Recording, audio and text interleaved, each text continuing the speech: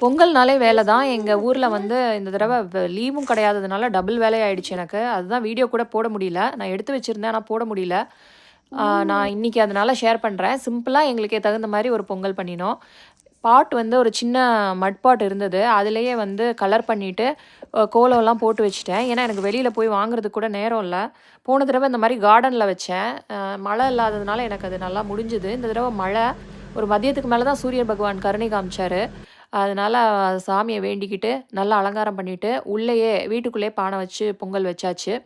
வச்சதுக்கப்புறமா கொஞ்சம் மீலெல்லாம் பண்ணிரலாம். நம்ம ஊர் சாப்பாடு பண்ணலாம். அப்பதான் வந்து அன்னைக்கு பொங்கல் வந்து படைச்சிட்டு சாப்பிடுறதுக்கு நல்லாயிருக்கும் அப்படின்னு சொல்லிட்டு எடுத்து வச்சுட்டேன். நம்ம பானையில பாருங்க, பொங்கல் சர்க்கரை பொங்கல் நல்லாயிருக்கா? நல்லா இருந்தா சொல்லுங்க.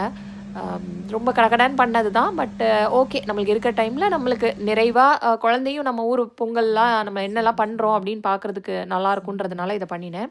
சாதம், சாம்பார், சேப்பங்கிழங்கு வறுவல், அதுக்கப்புறம் ரசம் வச்சிருந்தேன். மெதுவடை பண்ணியிருந்தேன். அவரக்காய் பொரியல் அடுத்து, அப்புறம் அவியலும் செஞ்சுட்டேன். ஏன்னா, தமிழ் காயெல்லாம் நெறையா வாங்கிட்டு வந்திருந்தேன். அதனால அவியல் செஞ்சாச்சு. இது எங்க ஊர்ல செட்டிநாடு சைடுல பண்ற மண்டி.